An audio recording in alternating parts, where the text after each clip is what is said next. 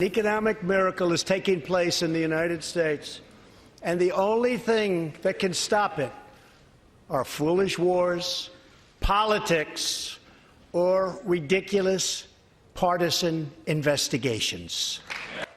In his second State of the Union address, President Trump laid out his agenda to a divided Congress. The president's address was just shy of 90 minutes. There were frequent interruptions of applause and Republican members who started chanting USA at certain points. CBS 13's Adrian Moore is here with the president's proposals and promises tonight, Adrian, how lawmakers are responding. Yeah, Sharon and Tony, the president urged lawmakers to break decades of political stalemates and heal old wounds, all as Congress tries to strike a deal on border security to prevent another government shutdown.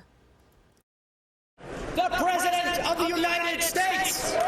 President Trump struck a bipartisan tone in his second official State of the Union address. Victory is not winning for our party.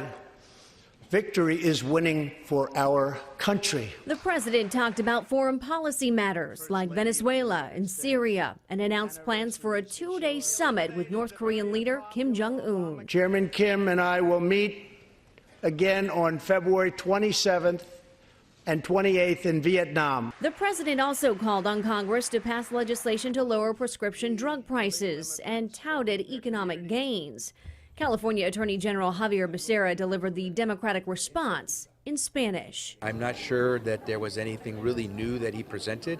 Actually, I'm not quite sure if we learned how he plans to handle the various issues that he's passionate about. But we're not going to wait. We're going to take care of what we got to do here in California. With the threat of another government shutdown looming, President Trump continued to push for more funding for border security. Simply put, walls work and walls save lives. Stacey Abrams, who lost the race for Georgia governor last year, delivered the official Democratic rebuttal. America is made stronger by the presence of immigrants, not walls.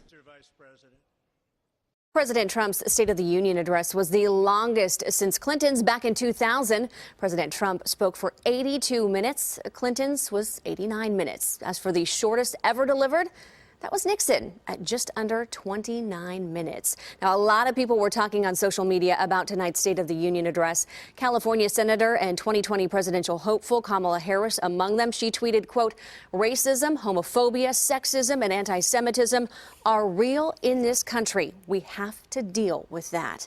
And Republican Congressman Doug LaMalfa had high praise for the president tonight, saying, quote, "The president's message tonight was clear. America has unlimited potential. We just have to unlock it.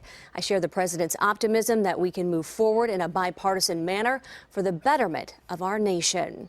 All right, so what are the polls saying? Well, the latest CBS News YouGov poll showed 76% of viewers approved of what they heard in the president's State of the Union speech. 72% said they approved of the president's ideas for immigration. Guys? A lot more to come from this. Adrian, thanks.